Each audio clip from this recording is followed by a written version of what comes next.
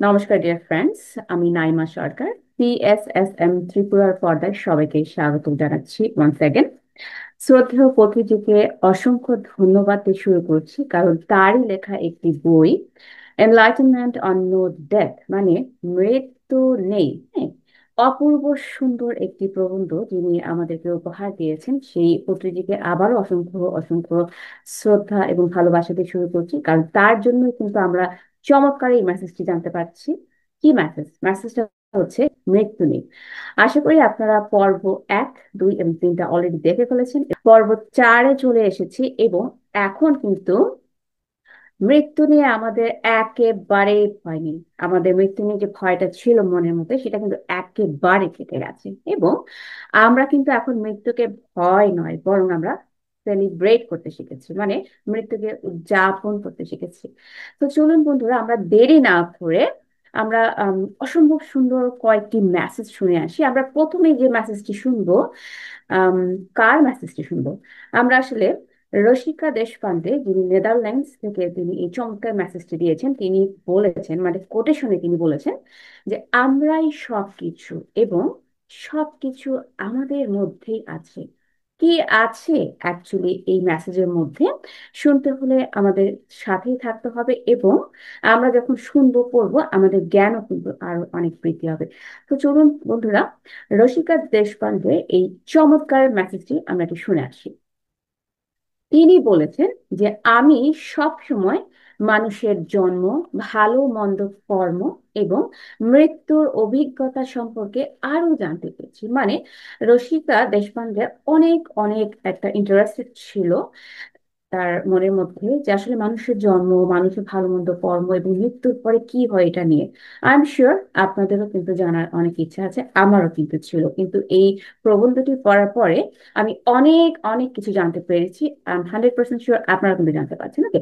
এবং তিনি আরো বলেছেন যে আমার বেশিরভাগ প্রশ্ন মৃত্যুর সাথে সম্পর্কিত ছিল।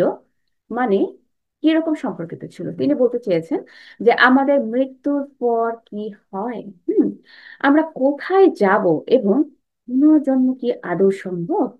এই প্রশ্নগুলো কিন্তু আমার মনের মধ্যেও ছিল, কিন্তু আমি কিন্তু এই প্রবন্ধটি পড়ার পর উত্তর পেয়ে গেছি। আজকে এই পর্বটি দেখার পর, মানে পর্ব 4 দেখার পর, আমি 100% শিওর আপনারা কিন্তু এর উত্তরগুলো জেনে যাবেন। তিনি আরো বলেছেন তার মেসেজে যে আমার আধ্যাত্মিক যাত্রা শুরু হয়েছিল 2018 সালের শেষের দিকে, যখন আমি বিষণ্ণতায় ভুগছিলাম। আমার মা ইতিবাচক শক্তি বৃদ্ধির জন্য বিকে শিবানী এবং রাজদিদির ভিডিও শেয়ার করতে শুরু করেছিলেন। আমি যখন ওশো এবং অন্যান্য আধ্যাত্মিক গাইডের কাছ থেকে অনেক নিবন্ধ পড়েছিলাম, মানে অনেক প্রবন্ধ পড়েছিলাম এবং অনেক ভিডিও দেখছিলাম, তখন আমার মনে হয়েছিল যে আমার আধ্যাত্মিক ভিত্তি ধীরে ধীরে গড়ে উঠছে। মানে আধ্যাত্মিক জগৎটা তার ধীরে ধীরে ডেভেলপ হচ্ছে, সেটা তিনি বলতে চাইছেন।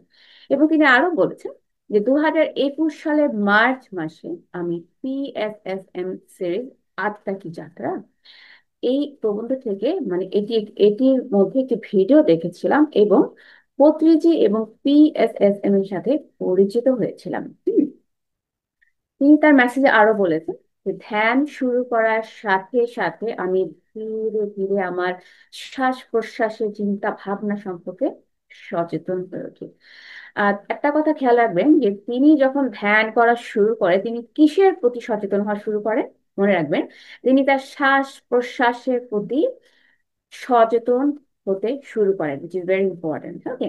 এটা কিন্তু নোট করে রাখতে হবে। এবং তিনি আরো বলেছেন যে আমি আভ্যন্তরীণ প্রশান্তি অনুভব করেছিলাম, মানে ভেতরে যে একটা মানসিক প্রশান্তি আছে, তিনি সেটা অনুভব করতে, মানে ফিল করা শুরু করেছেন, রাইট? এই চমৎকার, দেখেন ধ্যান আমাদের কতদূর এগিয়ে নিয়ে যেতে পারে, এটা কিন্তু এই লেখকের, মানে এই মেসেজ যিনি দিয়েছেন তার কথা আমরা বুঝতে পারছি, ওকে?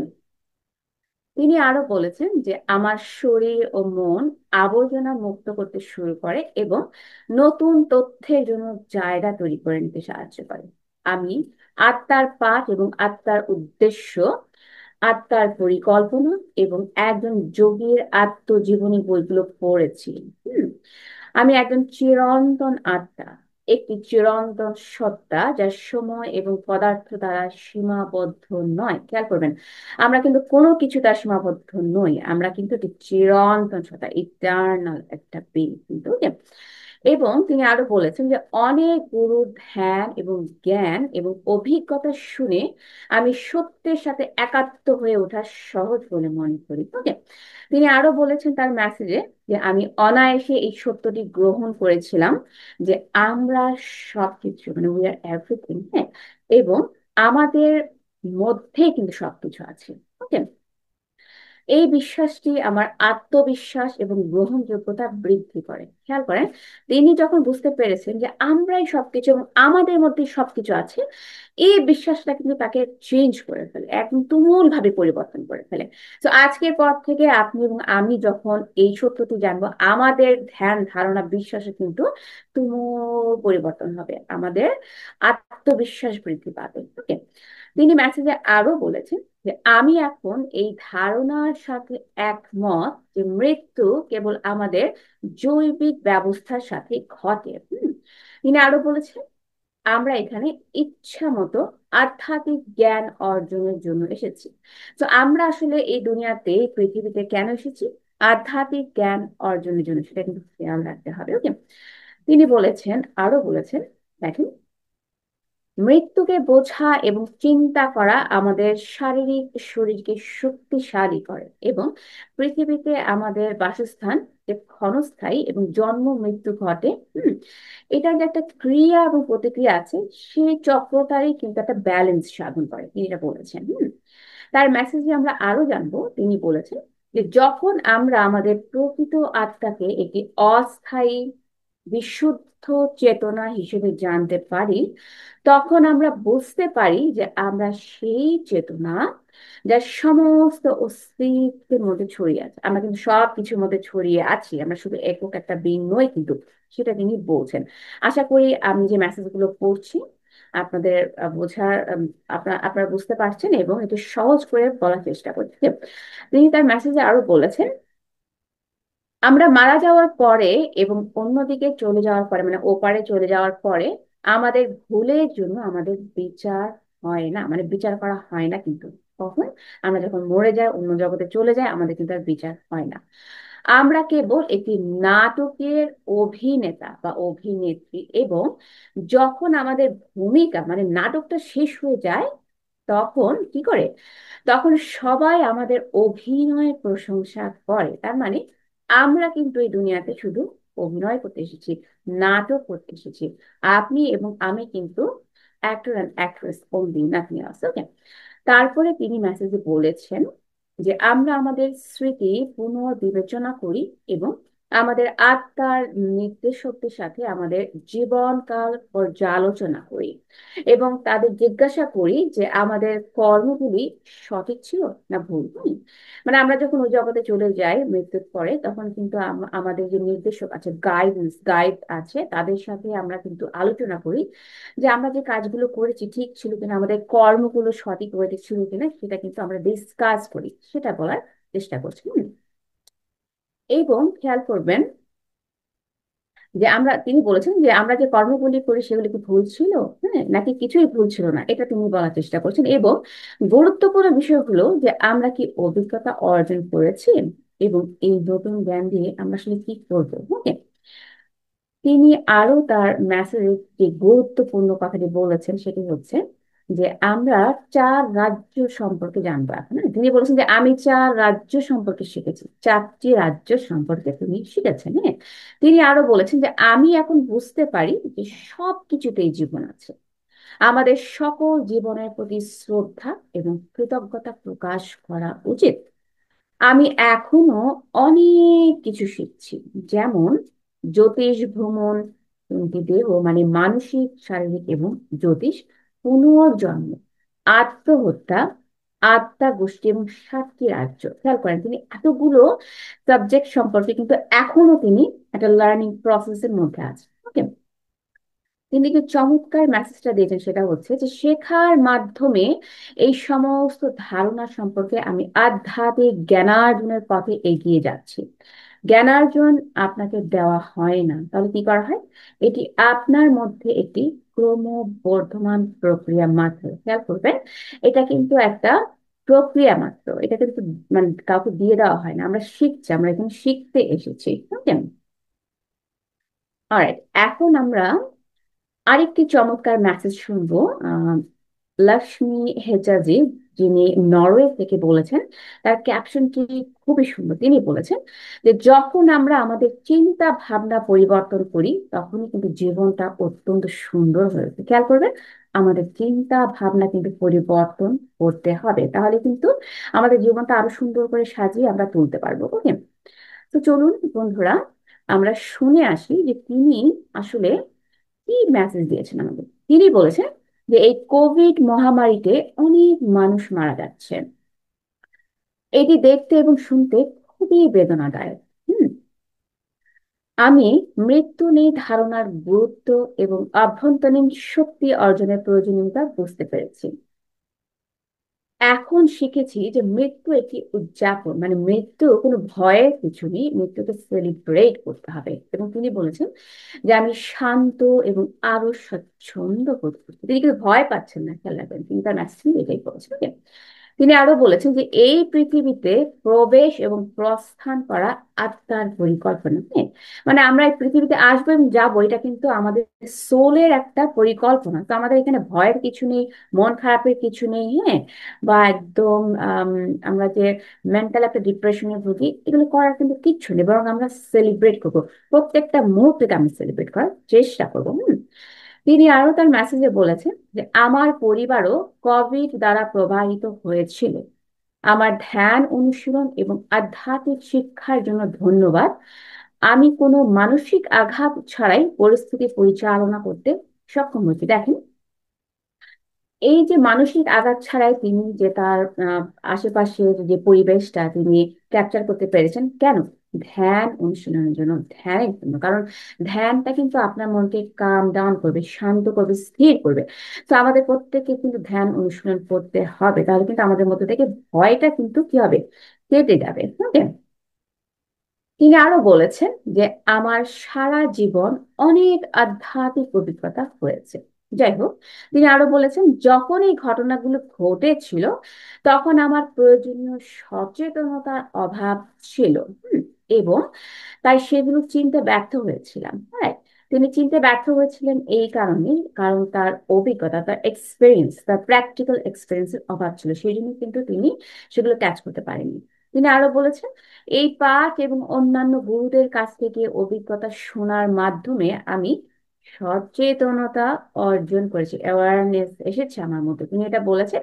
এবং আরো বলেছেন যে এবং এই বিষয়গুলোর প্রতি সংবেদনশীল হয়েছি। চমৎকার মেসেজ তিনি দিয়েছেন, right? আমরা কিন্তু অনেক অনেক চমৎকার মেসেজ শিখছি বন্ধুরা। ওকে, তিনি মেসেজে আরো বলেছেন আমার খালা ক্যান্সারের কারণে মারা গেছেন।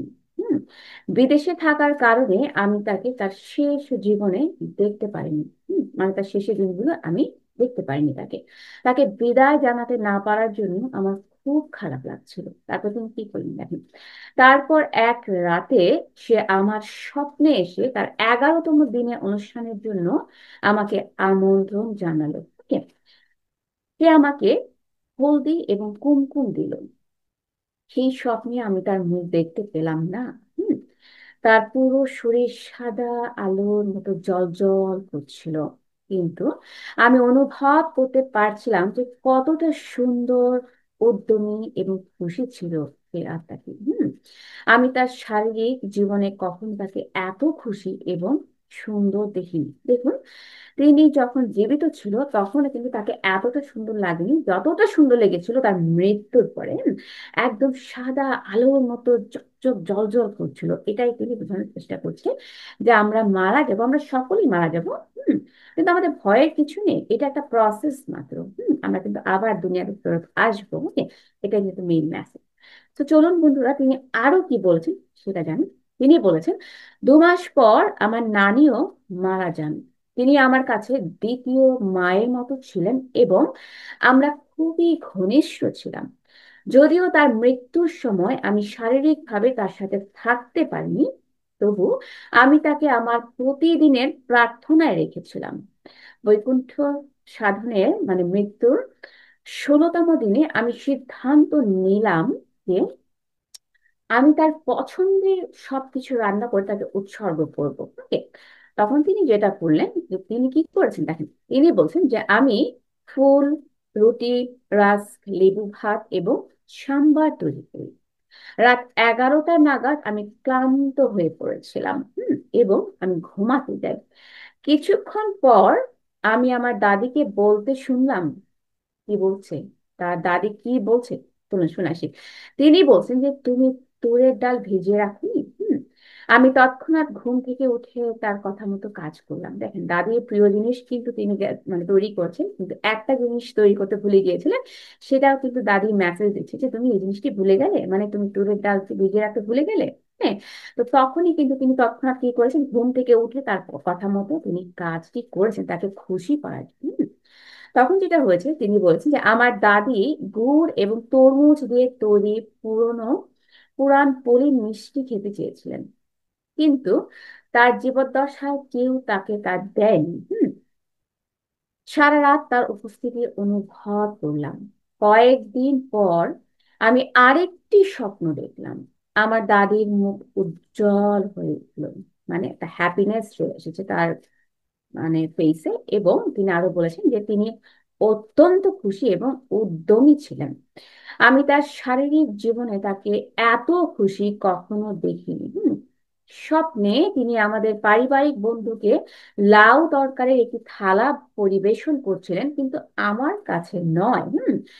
এই কারণে কিন্তু তিনি একটু বিরক্ত হয়েছিলেন। তিনি বলেছেন যে যদিও আমি একটু বিরক্ত হয়েছিলাম, কিন্তু আমি চুপ করে রইলাম, কারণ আমি আমার দাদিমার সুখ নষ্ট করতে চাইনি। হুম, তারপর তিনি বলেছেন পরের দিন সকালে আমি আমাদের পারিবারিক বন্ধুকে ফোন করে আমার স্বপ্নের কথা বললাম। হুম আমি অবাক হয়ে গেলাম যে আগের দিন সে আমার দিদিমার রেসিপি ব্যবহার করে তার পরিবারের জন্য ঠিক একই খাবার রান্না করছিল। এর ফলে আমি বুঝতে পেরেছিলাম যে কোনো কাকতালীয় ঘটনা ঘটে না, সবকিছু একটি কারণে ঘটে। খেয়াল করেন, আমাদের জীবনে যা যা ঘটছে সবকিছুর পেছনে কিন্তু একটি কারণ আছে। কোনো কিছু কিন্তু কোইন্সিডেন্স নয়, সবকিছু সাজানো গোছানো একটি রিজনের জন্য কিন্তু হচ্ছে, এটা কিন্তু মূল মেসেজ দেখেন। ওকে, তারপর তিনি বলেছেন যে একবার 2015 সালে আমি বন্ধুদের সাথে সময় কাটাচ্ছিলাম। আমি সম্পূর্ণ স্বাচ্ছন্দ্যের মধ্যে ছিলাম, আমার মনে কোনো চিন্তা ভাবনা ছিল না।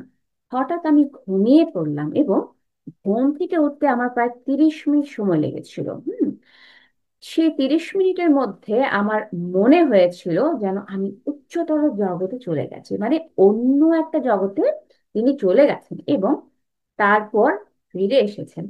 সেটা তার মনে হচ্ছিল। হ্যাঁ, তারপর তিনি যেটা বলেছেন যে আমার মনে আছে একটি বিশাল সমতল আকৃতির ঘরে প্রবেশ করেছি, যা দেখতে একটি জাদুঘরের মতো। খেয়াল করুন তিনি কি বলছেন।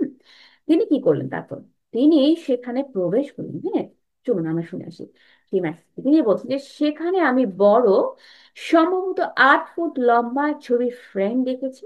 আমি মানুষের নাম পড়তে এবং দেয়ালে লেখা তার ব্যক্তিগত ইতিহাস পড়তে পারতাম। কি চমৎকার, তাই না?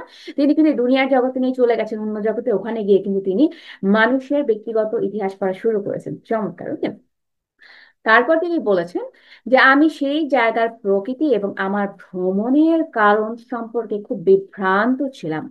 আমার সাথে আর কেউই ছিল না, আমি একা ছিলাম।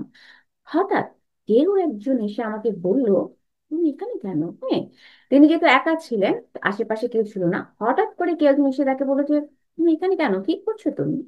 তোমার তো এখানে আসার কথা নয়, এখনই চলে যাও, এখনই ফিরে যাও, সেটা বলছে। ঠিক সেই মুহূর্তে কি হলো দেখেন, ঠিক সেই মুহূর্তে মনে হলো যেন আমি আকাশ থেকে পড়তে শুরু করেছি। কোথা থেকে? আকাশ থেকে পড়তে শুরু করেছি। আমার কাছে মনে হলো মাত্র 2 মিনিট, কিন্তু আসলে কি 2 মিনিট ছিল? কি বলেছেন তিনি মেসেজে? তিনি বলেছেন যে কিন্তু আমার বন্ধুরা বলল তারা 30 মিনিট ধরে আমাকে কি করার চেষ্টা করছিল, জাগানোর চেষ্টা করছিল। কিন্তু তিনি তো আসলে এই জগতে নেই, তিনি চলে গেছেন ভিন্ন একটা জগতে। বুঝলেন? তিনি আরো বলেছেন তার মেসেজে যে আমি যখন 4 বছর বয়সে ছিলাম, তখন আমার মা কালো জাদুর শিকার হয়েছিলেন এবং তিনি মানসিক আঘাতের সম্মুখীন হয়েছিলেন। তিনি অনিয়ন্ত্রিত হয়ে পড়েছিলেন। তিনি কোনোভাবেই তার মানসিক নিয়ন্ত্রণ তার আয়ত্তে নিতে পারছিলেন না। একদম ভারসাম্যহীন হয়ে পড়েছিলেন। যেমন তিনি বলেছেন যে যদি বাড়িতে 5 কেজি চাল পাওয়া যেত, একটা উদাহরণ হিসেবে তিনি বলেছেন যে ধরুন বাড়িতে 5 কেজি চাল আছে, তিনি যেটা করতেন যে তিনি সব একসাথে রান্না করে ফেলতেন। যখনই তিনি রেগে যেতেন তিনি কি করতেন জানেন? তখনই তিনি আমার ভাই এবং আমাকে আঘাত করতেন। যা কিছু ছিল মানে আশেপাশে যা ছিল সবকিছু দিয়ে তিনি আঘাত করার চেষ্টা করতেন, কারণ তিনি কি মেন্টাল ডিস্ট্রেসের মধ্যে ছিলেন। কারণ তার মানসিক একটা ভারসাম্যহীন অবস্থা তিনি চলে গিয়েছিলেন। সময়ের সাথে সাথে তিনি কম গালিগালাজ করতেন, কিন্তু এখনো তার নিজের জগতে থাকেন। তিনি প্রায়শই কিছু না কিছু বলার চেষ্টা করেন, মানে বচসা করেন এবং পরিবারের মৃত্যু দ্বারা প্রভাবিত হন না। এটা কিন্তু বলেছেন। তিনি আরো বলছেন যে মাঝে মাঝে সে হাসতে থাকে, মানে অকারণেই সে হাসতে থাকে। অন্য সময় সে কাঁদতে থাকে, মানে তার হাসি এবং কান্না দুটো মিক্স আপ হয়ে গেছে। তার মনে হলো সে হাসছে, মনে হলো সে কাঁদছে। এরকম একটা অবস্থায় কিন্তু তার মা চলে গিয়েছিল। এবং তিনি আরো বলেছেন, কিন্তু সে তার অনুভূতি প্রকাশ করার জন্য কখনো শব্দ ব্যবহার করতেন না, মানে তার অনুভূতিগুলো নিঃশব্দেই ছিল, মনের মধ্যেই ছিল। তিনি আরো বলেছেন যে সে কারো বাড়িতে যেতে বা কোথাও বেড়াতে যেতে পছন্দ করতেন না। তিনি পছন্দ করেন না সেটা বলেছেন। সে কেবল বাড়িতেই আরামদায়ক থাকে এবং সে আনন্দের সাথে মন্দিরে যায়, শুধু মন্দিরে যেতেন, বুঝলেন? আমি আমার মায়ের কাছ থেকে সমস্ত স্নেহ, ভালোবাসা, নির্দেশনা, সমর্থন এবং যত্ন মিস করেছি, যা অন্যরা সাধারণত তাদের বাবা মার কাছ থেকে পায়।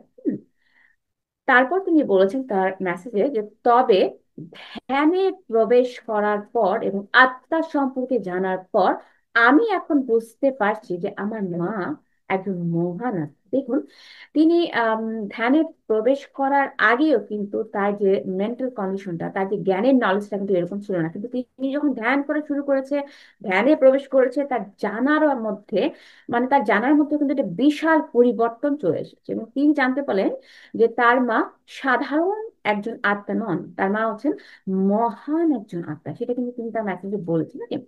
কেন এই কথাটি বলেছেন তিনি তার মেসেজে বলেছেন, চলুন আমরা শুনে আসি। তিনি বলেছেন যে তিনি আমাদের অনেক শিক্ষা দেওয়ার জন্য এই ভূমিকা নিয়েছেন। আমি মনে করি তার জন্যে আমি স্বাধীন। আমি তার প্রতিটি কাজের জন্য তাকে সম্মান করি এবং তাকে আগের চেয়েও বেশি ভালোবাসি। তো এই ভালোবাসাটা বন্ধুরা কেন এসেছে? ধ্যানে প্রবেশ করার পর। কারণ ধ্যানে প্রবেশ করার পরে কিন্তু তার যে একটা আধ্যাত্মিক আত্মিক জগতে একটা জ্ঞান, নলেজ চলে এসেছে এবং তখনই কিন্তু অনুভূতি চলে এসেছে। তিনি অনুভব করতে শুরু করেছেন যে তার মাদার কিন্তু একজন মহান আত্মা। এবং এটি জানার পরে কিন্তু তার মায়ের প্রতি যে শ্রদ্ধা, ভালোবাসা, এটি কিন্তু ডাবল হয়ে গেছে, মানে বেড়ে গেছে, বহুগুণ বেড়ে বেড়ে গেছে। এবং তিনি কিন্তু তার মাকে আগের যত বেশি ভালোবাসতে শুরু করেছেন। ওকে। তিনি আরো বলেছেন যে সম্প্রতি তার কোভিড পজিটিভ ধরা পড়েছে। আমার বিশ্বাস ছিল যে সে সর্বদা তার প্রভুদের দ্বারা সুরক্ষিত এবং সে সুস্থ হয়ে উঠবে। পরিবারের অন্যান্য সদস্যরা চিন্তিত ছিলেন, কারণ সে কোনো ওষুধ খায়নি, তিনি কোনো ওষুধ খেতে চাইতেন না, যদিও তার কোভিড পজিটিভ ধরা পড়েছিল।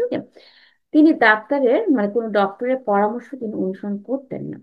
তবুও কি হচ্ছে দেখেন, তবুও সে সম্পূর্ণ সুস্থ হয়ে উঠেছে এবং সে 100% সুস্থ। যখন আমরা আমাদের চিন্তা ভাবনা গুলো দেখি এবং পরিবর্তন করি, তখনই কিন্তু আমাদের জীবন সুন্দর হয়ে ওঠে। তো তার মেসেজটাই হচ্ছে, এতক্ষণ ধরে আমি যা মেসেজটা আমি পড়ে শুনিয়েছি, মেইন ক্যাপশনটাই হচ্ছে যে যখন আমরা আমাদের চিন্তাধারা, মানে আশেপাশের চিন্তা ধারণা পরিবর্তন করবো, তখন কিন্তু আমাদের জীবনটা চমৎকার হয়ে উঠবে এবং আমরা যা ভাবি না তাই কিন্তু হয়ে যায়। এটাই কিন্তু এই মেসেজের মূল কথা, যে আমরা আমাদের চিন্তাধারা পরিবর্তন করবো এবং কি করব, আমাদের জীবনকে সুন্দর করবো। ওকে। তো চলুন বন্ধুরা, এখন আমরা আরেকটি মেসেজ শুনে আসবো। তিনি বন্দনা আরোরা, তিনি ভারত থেকে বলেছেন। তার ক্যাপশনটা একটু পড়ি। মেসেজের ক্যাপশনটা হচ্ছে, সুমধুর কোমল বিদায়, তার আত্মার সাথে তার নিকটবর্তী এবং প্রিয়জনের দ্বারা সাক্ষাৎ, যারা আমাকে আশ্চর্য করে ফেলেছে। কি সে আশ্চর্য ব্যাপার স্যাপার ঘটেছে, চলুন আমরা তার মেসেজটা একটু পড়ি। দেখি। তিনি বলেছেন যে আমি আমার অন্তরে শিবের প্রতিচ্ছবি প্রতিফলিত করার জন্য অভ্যন্তরীণ চেতনার বিশুদ্ধ আনন্দকে আহ্বান করি।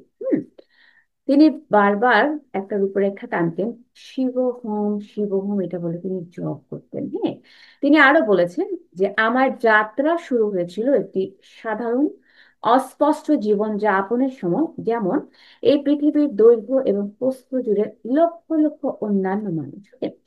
তিনি আরো বলেছেন তার চমৎকার মেসেজে যে আমার অলৌকিক এবং অতীন্দ্রিয় পথের প্রবণতায় আরোহণের সুনির্দিষ্ট পর্যায়কে নির্দেশ করার জন্য এবং এখন অপ্রাসঙ্গিক হয়ে উঠেছে। যাত্রার বহিরাগত এবং সুগন্ধিত একটি প্রকাশ ছিল, রূপ ছিল, যেটা রীতিনীতি, নিয়ম এবং জাগতিক আচার অনুষ্ঠান উপেক্ষা করে এবং এড়িয়ে যায়। এবং তিনি আরো বলছেন যে আমি গভীর অন্তর্দৃষ্টি এবং উচ্চতর উপলব্ধির রাজ্যগুলি অনুসন্ধানের পথে হাঁটতে বেছে নিয়েছিলাম। খেয়াল করুন, তিনি কিন্তু বসে থাকেননি, তিনি যেটা করেছেন যে তিনি গভীর অন্তর্দৃষ্টি লাভের জন্য এবং উচ্চতর উপলব্ধি লাভের জন্য তিনি কি করেছেন, তিনি কিন্তু ধ্যান করেছেন। ওকে, এটা কিন্তু খেয়াল রাখতে হবে। আমরাও যদি আরো উচ্চতর উপলব্ধি বা আরো উচ্চতর যে রাজ্যগুলো অনুসন্ধান করতে চাই, তাহলে কিন্তু আমাদের সেই পথে হাঁটতে হবে। কোন পথ? ধ্যানের পথে হাঁটতে হবে। ওকে, তারপরে তিনি তার মেসেজে বলেছেন, অনুসন্ধানকারী আমি কয়েক দশক ধরে আত্ম অনুসন্ধানের পরেও রয়েছি। ওকে, আমার শিক্ষা এবং অভিজ্ঞতাগুলি আত্মার স্থির আরোহণের পরিপ্রেক্ষিতে বর্ণনা করা যেতে পারে এবং আমার মনের লালন, যে আমার মনের যে ভাবনাগুলোকে সেগুলো লালন পালন করে। ওকে, অসংখ্য গুরুদেবের কথা শুনে এবং তাদের চমৎকার চিন্তা ভাবনা পাঠ করে বা পর্যবেক্ষণ করে আমি ক্ষমতা বোধ করি, যে আমি এই বোধ করি যে নিজের কাছে আরো আমি আরো নিজেকে জানার যে একটা প্রয়াস আছে, সেটা আমি জানতে পারি। এটা আমার একটু ভুল হয়েছে, আমি এই লাইনটা আবার বলছি। অসংখ্য গুরুদের কথা শুনে এবং তাদের চমৎকার চিন্তা ভাবনা পাঠ করে এটাই পর্যবেক্ষণ করেছি যে আমি আমার ক্ষমতাকে বোধ করতে পেরেছি এবং আমি নিজের আরো কাছে চলে আসতে পেরেছি। এটা কিন্তু তিনি তার ম্যাচে বলতে চেয়েছেন। তিনি আরো বলেছেন যে আমি সর্বদা মৃত্যুকে রূপান্তর এবং অগ্রগতির হাতিয়ার হিসেবে কল্পনা করতাম। খেয়াল করবেন, তিনি মৃত্যুকে কিভাবে কল্পনা করতেন, যে রূপান্তর এবং অগ্রগতির হাতিয়ার হিসেবে তিনি কল্পনা করতে পেরেছেন। কিন্তু হ্যাঁ, আমরা যখন ধ্যান করবো, জ্ঞান অর্জন করবো, আমরাও কিন্তু এটি কল্পনা করতে পারবো। আমাদের মধ্যে এই কল্পনা শক্তি ধীরে ধীরে কি হবে, গ্রো হবে। তিনি আরো বলছেন যে মৃত্যু দেবী আসলে কতটা বীরত্বপূর্ণ হতে পারে তা আমি বুঝতে পেরেছিলাম যখন আমি সম্প্রতি মৃত্যুর সুপ্ত সৌন্দর্য কল্পনা করার সুযোগ পেয়েছি, যা আমার স্নায়ুতে এক মোহনীয় কিন্তু প্রশান্তিদার প্রভাব ফেলেছিল। তিনি উদাহরণ হিসেবে বলেছেন যে শ্রী DLN শাস্ত্রী নির্বাণ এবং তার নিকটাত্মীয়দের দ্বারা তার আত্মার প্রতি অর্জিত মধুর বিদায় আমাকে বিস্মিত করেছিল। তিনি আরো বলেছেন যে এটি ছিল একটি আশ্চর্যজনক উদ্ঘাটন এবং আমি এটি সম্পর্কে আরো অনুসন্ধান করতে কি করতাম, পছন্দ করতাম। তিনি আরো বলেছেন যে তার আত্মার সাথে তার নিকটবর্তী এবং প্রিয়জনের দ্বারা আমাকে বিস্মিত করে ফেলেছে যে ঊর্ধ্বে ওঠা এবং 6টি ইন্দ্রিয়কে নিয়ন্ত্রণ করা প্রতিটি সাধকের প্রচেষ্টা, এবং আমিও এর ব্যতিক্রম নই। একজন অনুশীলনকারী রিগ্রেশন থেরাপিস্ট হিসেবে আমি প্রায়শই লক্ষ্য করেছি যে আমার বিষয়গুলি মৃত্যুর ফলে সৃষ্ট ব্যথা, আঘাত এবং গভীর শূন্যতা অনুভব করে। সবকিছুর মধ্যে কিন্তু মৃত্যুকে ঘিরে আছে, সেটা তিনি বলার চেষ্টা করছেন। এবং তিনি আরো বলেছেন যে এটি পরবর্তী জন্মগুলোতে ছড়িয়ে পড়ে, যা চিরন্তন ক্রোধ এবং অসন্তুষ্টি রেখে যায়। তিনি আরো বলেছেন যে মৃত্যুর মর্যাদা প্রচার করা সর্বদা আমার প্রচেষ্টা ছিল। আমি সর্বদা মৃত্যুর শিল্প নিখুঁতভাবে শেখা এবং অন্বেষণ করার এবং মৃত্যুর সৌন্দর্য, সম্পূর্ণ সৌন্দর্য অনুভব করার চেষ্টা করেছি। দেখেন, তিনি কিন্তু মৃত্যুকে ভয় পাননি। তিনি মৃত্যুকে একটি শিল্পের সাথে তুলনা করেছেন এবং তিনি বলেছেন যে আমি সব সময়, তিনি গবেষণা করেছি, তিনি আমি নিখুঁতভাবে আরো কি করে গভীরে ঢোকা যায়, আরো নিখুঁতভাবে শেখা যায়, সেটি নিয়ে আমি অন্বেষণের যাত্রা চালিয়ে গিয়েছি। তিনি আরো বলেছেন যে আমি পদার্থবিদ্যা থেকে শান্ত, সুরক্ষিত অতি পদার্থবিদ্যার সংগঠিত রূপান্তরটি বুঝতে এবং পুনরায় নিশ্চিত করতে আশা করি। আমি দৃঢ়ভাবে বিশ্বাস করি যে এটি চূড়ান্ত মহাজাগতিক উচ্চতা অর্জনের একটি মূল উপাদান। তিনি কিন্তু সেটা বলেছেন, রাইট? তো আশা করি বন্ধুরা আপনারা এনজয় করছেন, এবং এই যে এনলাইটেনমেন্ট অন নো ডেথ মানে মৃত্যু নেই পত্রিজের এই চমৎকার প্রবন্ধটি থেকে আমরা কিন্তু চমৎকার চমৎকার মেসেজ পাচ্ছি। এবং এখন আমরা যার মেসেজটি শুনবো তিনি পাভানি, যিনি ফরিদাবাদ ভারত থেকে তিনি বলেছেন, তার ক্যাপশনটি একটু পড়ি, তাই না? চমৎকার একটি ক্যাপশন তিনি দিয়েছেন। তিনি বলেছেন যে আত্মার উচ্চতর সত্তায় রূপান্তর অসাধারণভাবে উদযাপন করা উচিত।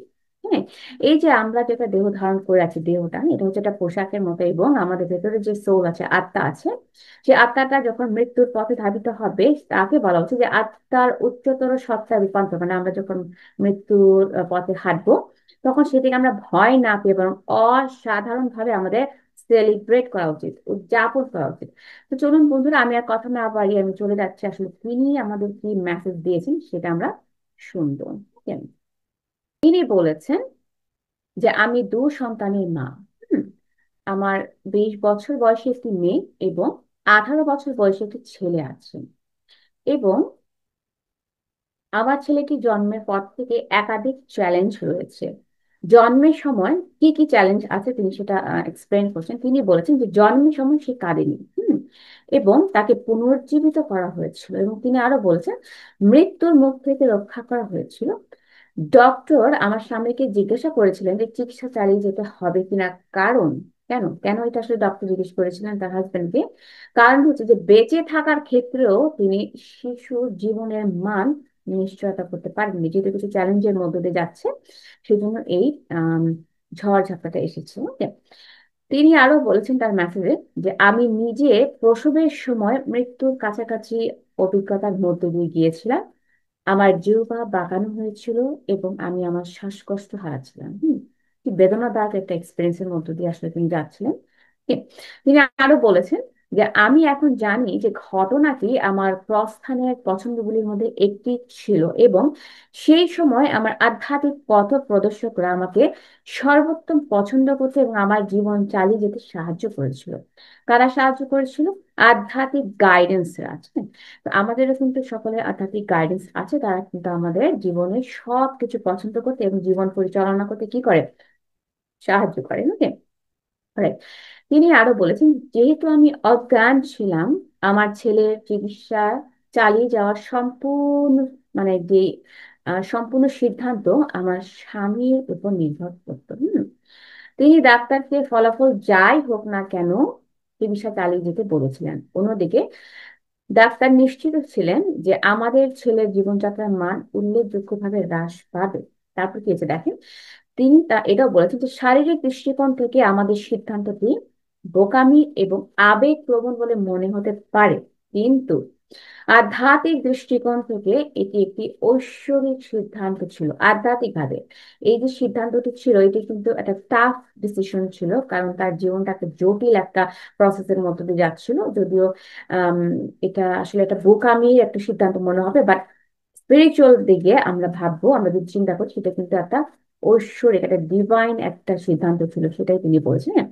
তিনি আরো বলেছেন যে এমনও হতে পারে যে আমার স্বামীর মধ্যে ঐশ্বরিকতা সেই সময় জাগ্রত হয়েছিল, যা তাকে আমাদের ছেলেকে বাঁচানোর শক্তি জুগিয়েছিল।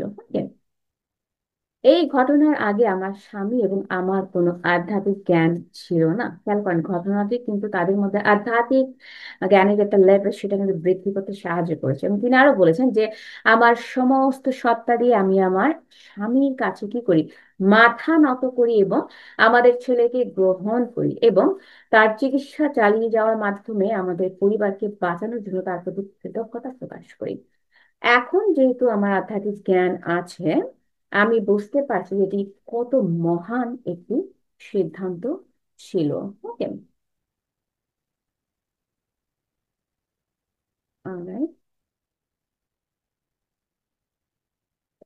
তিনি আরো বলেছেন যে ধীরে ধীরে আমরা বুঝতে পেরেছিলাম যে আমার ছেলে আমার জন্য মানে তার ছেলে, তিনি বলছেন যে আমার ছেলে আমার জন্য অপেক্ষা করছে তার রূপান্তর গ্রহণের জন্য।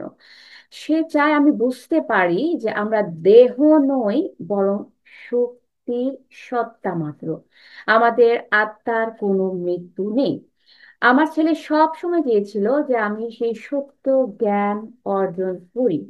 দেখুন, ছেলেটি কিন্তু একটি ব্লেসিংস হিসেবে তাদের জীবনে এসেছে, আশীর্বাদ স্বরূপ হিসেবে এসেছে, বার্ডেন স্বরূপ কিন্তু নয়। ওকে, কারণ এই ছেলেটি একটি শিক্ষা দেওয়ার জন্য পরিবার এসেছে, এবং ছেলেটি আম, যে জীবনের যেটা প্রসেস যদিও অনেক জটিল ছিল, কিন্তু এটা কিন্তু তাদেরকে, তার বাবা মাকে শিক্ষার প্রসেসে নিয়ে যাওয়ার জন্য কিন্তু তার এই একটা চাহিদা ছিল যে ছেলেটি বলেছিল যে আমি চাই যে তুমি জানো এই প্রসেসটা, যে আমরা হচ্ছে শক্তির একটি সত্তা মাত্র। ওকে, তার এই জীবনের উদ্দেশ্য হলো আমাদের বোঝানো যে আমরা আত্মা। খেয়াল করুন, আমি এতক্ষণ যা বলেছি তিনি কিন্তু একই কথা বলছেন, যে তার জীবনের উদ্দেশ্য হলো একমাত্র জিনিস, একটি জিনিস বোঝানো, যে আমরা আত্মা।